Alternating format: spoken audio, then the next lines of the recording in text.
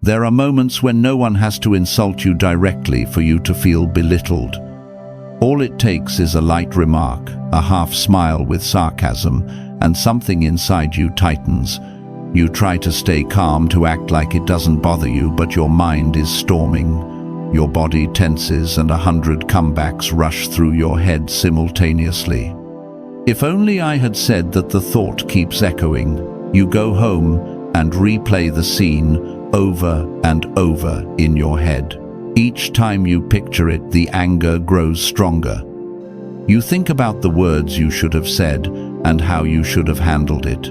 But what drains you isn't that person, it's yourself, not knowing how to stay calm without losing your self-respect. I know that feeling. The urge to prove you're not weak, to show someone they can't treat you that way. But at that moment you risk losing what matters most. Control over your mind. The faster you react, the more they win. Not because they're right, but because they've pulled you into their game. Stoics never teach silence as submission. They teach silence as choice, the choice of timing, of response, of self. True strength is not in what you say, but in how long you can hold your ground before you say it. Marcus Aurelius once wrote, "The strong person is not the one who never gets angry, but the one who can choose when to be angry and when to let go." When you understand that, you begin to see that not every insult deserves a reaction. Some only need to be seen, understood, and released.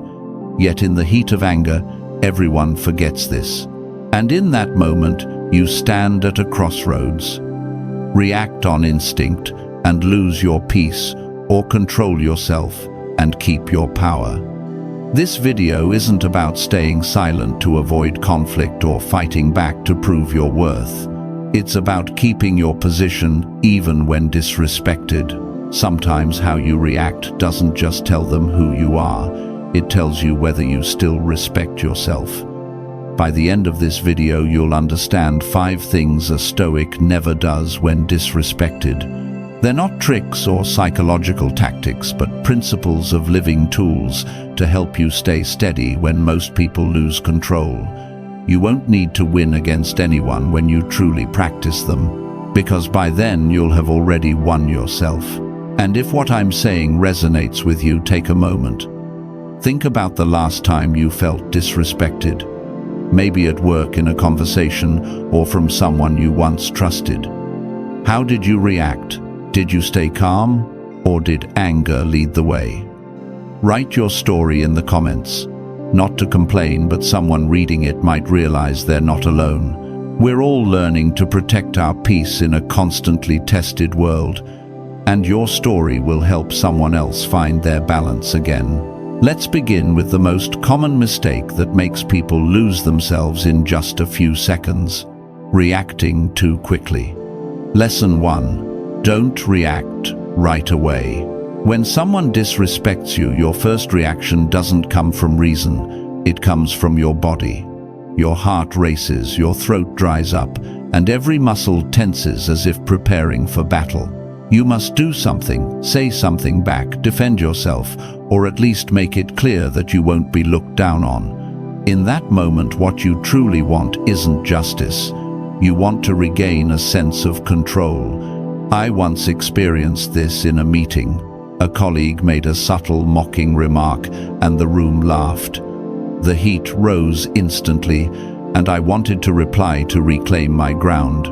But when I looked at my reflection on the screen, I saw myself, trembling voice, tight eyes filled with anger. I realized that if I spoke now, I wouldn't be defending myself and retaliating. And in doing so, I'd become just like them. Marcus Aurelius once wrote, "If someone acts wrongly, that's their concern, but keeping yourself right, that's yours." Reacting immediately is the fastest way to lose control. You think you're responding, but letting someone else steer your emotions and behavior. They only need a few words, and your inner peace collapses. That's why Epictetus called the pause the only place a person truly has freedom. There is always a small space between the moment of provocation and the moment of reaction. If you can hold it, you master yourself. Next time someone hurts you, take a deep breath. Lightly touch your fingertips together, feel your breath slow, and ask yourself, which reaction keeps my dignity intact? You've already stepped outside your anger when you ask that question. Silence is not weakness, it's a strategy. When you stay silent, you're observing. You let them reveal their lack of control while maintaining your composure. The angry always expose their true nature, but the one who pauses even for a few seconds earns quiet respect. Holding silence doesn't mean suppression, it means choosing your moment. Stoics believed the first emotion is instinct, but the second is choice. And that choice defines who you are. Next time you feel the urge to react, let it sit for 10 seconds. Count your breaths. Watch the anger rise and then fade. Like a wave, if you don't fight it, it will pass.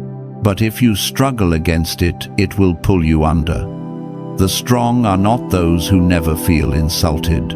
They are those who don't let insult dictate their actions. The difference lies in a single breath. And sometimes that single breath is enough to keep your peace for the entire day. Have you ever found yourself holding back a reaction? A moment when you almost said something but stopped and later felt grateful that you did? Share your story in the comments. Your experience might help someone trying to stay calm at that exact moment. Because once you learn to pause, you'll discover something more profound. Many people don't want to understand you. They want to make you lose control. And that's where most people make the second mistake, trying to change someone else's mind, only to lose their own peace. Lesson 2. Don't try to change their mind. After you learn to stay silent, the next challenge comes quickly. You want to be understood. You want them to know they were wrong, that they hurt you, and that you didn't deserve to be treated that way. In your head, hundreds of explanations start forming ways to prove that you're not weak and deserve respect.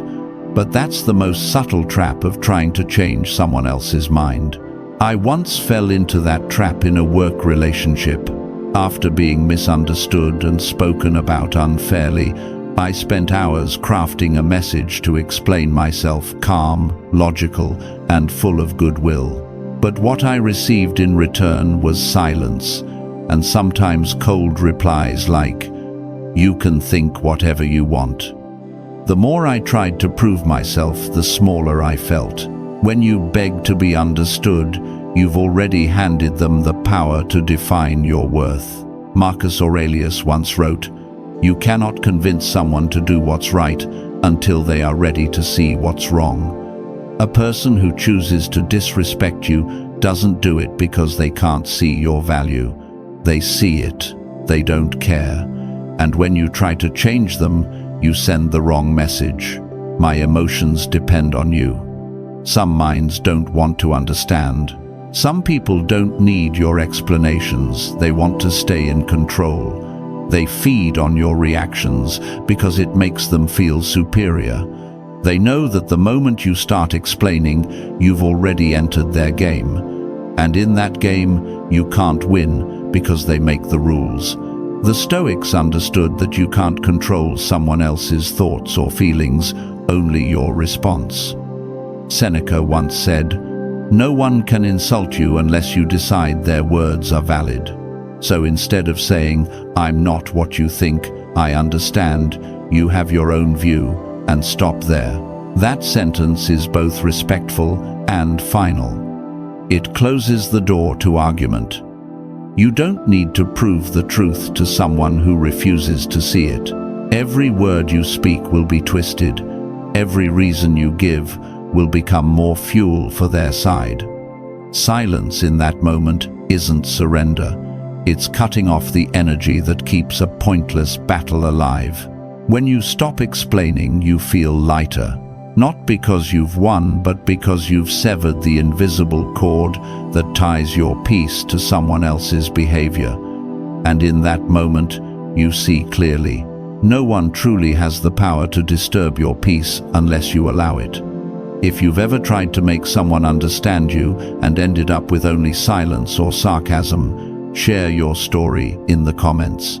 Someone out there might need to read it to realize that not everyone deserves the effort of being understood. When you stop trying to change others, you reclaim control over your emotions. But then another test appears. When they don't change, keep their attitude, and keep provoking you, you'll feel that energy rise again. Their voice gets louder, your heartbeat quickens.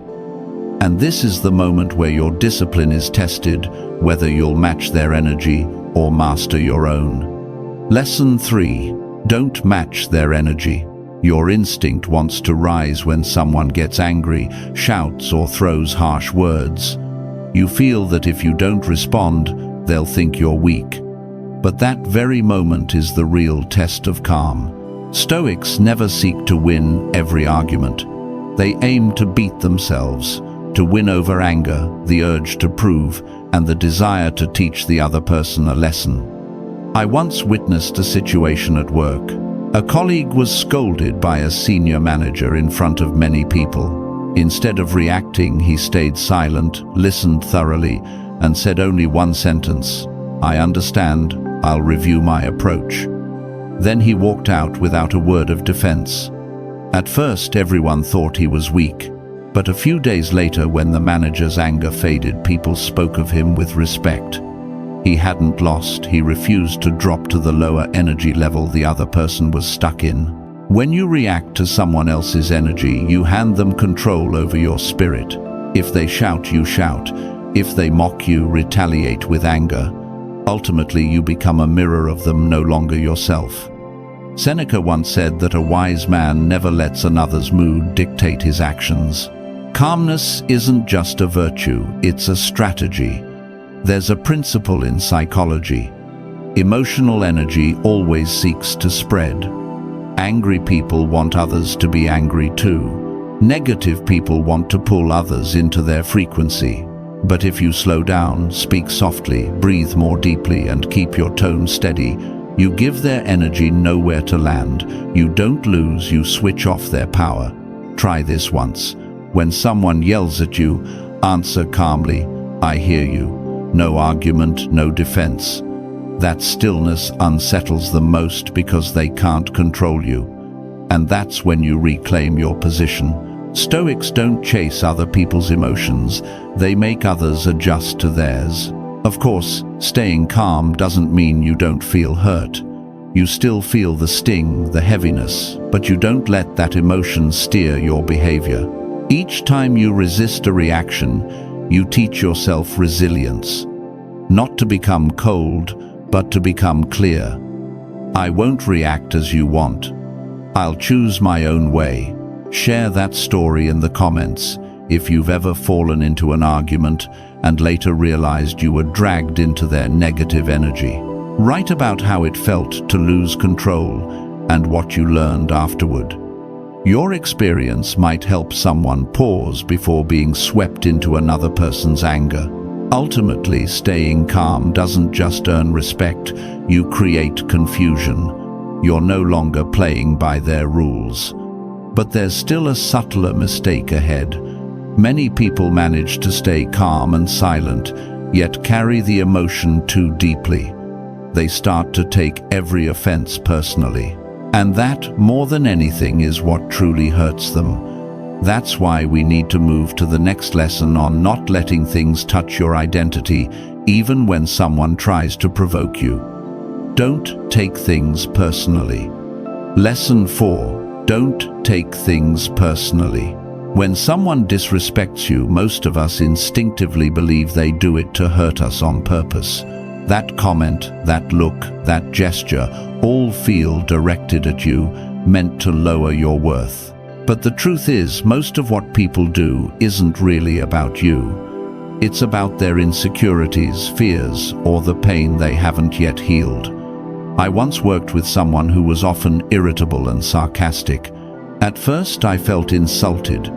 Every word he said felt like a personal attack. But later I learned he was going through intense family pressure, and the only way he knew how to cope was to release his anger onto others.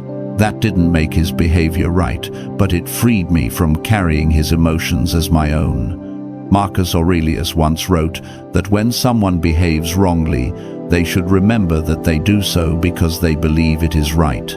When you understand that you stop carrying so much anger, you can still set boundaries and say no, but you no longer have to absorb everything people say or do. Like a person walking through a storm, they don't argue with the wind, they keep walking. Don't take everything personally, because when you do, you turn someone else's words into truth about yourself. If you let it stick in your mind, a criticism, a sarcastic remark, a cold gesture, it becomes the story you tell yourself. And the sad part is, you start to believe it. You begin to live as if you are not good enough, respected, or worthy.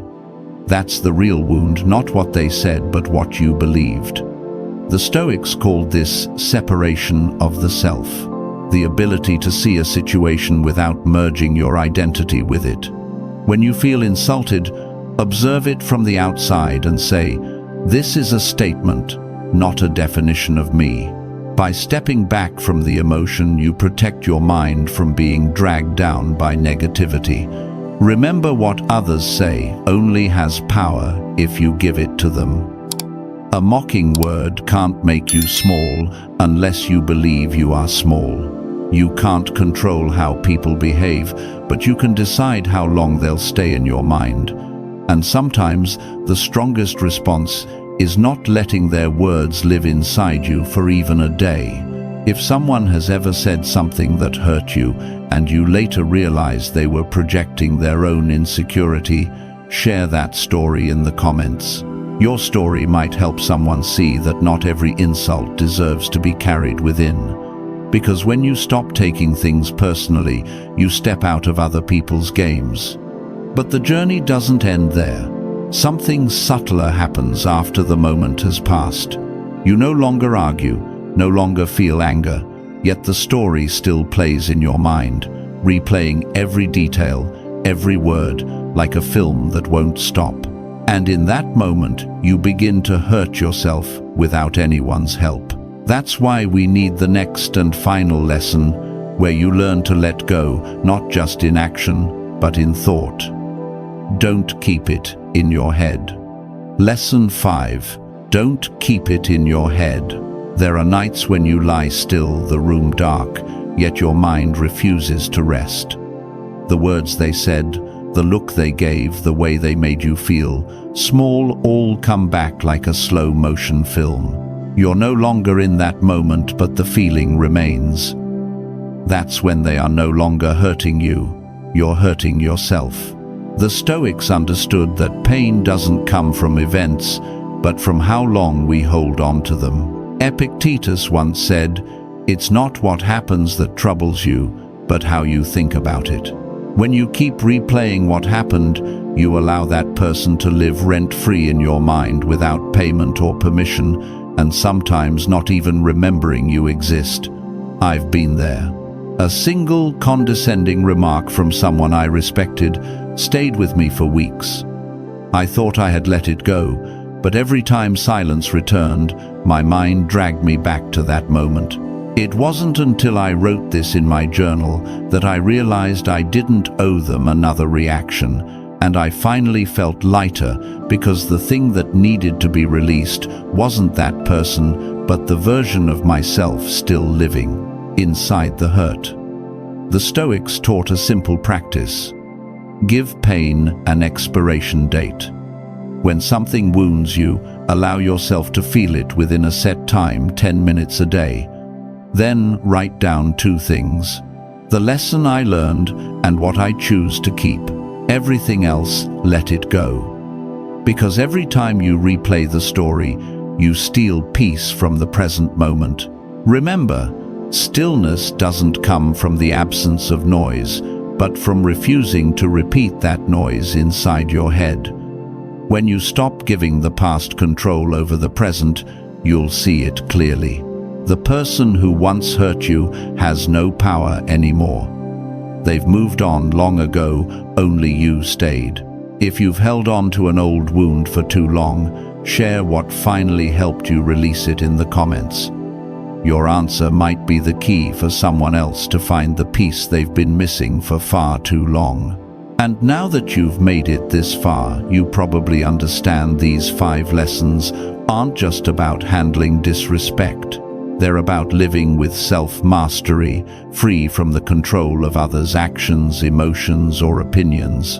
From how you respond, stay silent and let go. Each one is a stone in the fortress within you. Now let's step into the final part, to look back on this journey, not to remember, but to realize one truth. Peace doesn't come when the world stops attacking. It comes when you stop letting it enter your mind.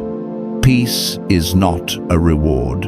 When you've walked through these 5 lessons, you understand that peace doesn't come from others changing. It comes from you no longer reacting the way you used to. From the person who once exploded, who once needed to prove themselves, who replayed every hurtful word in their mind, you now know that stillness is not weakness. It is the deepest form of strength. The Stoics never sought to escape disrespect.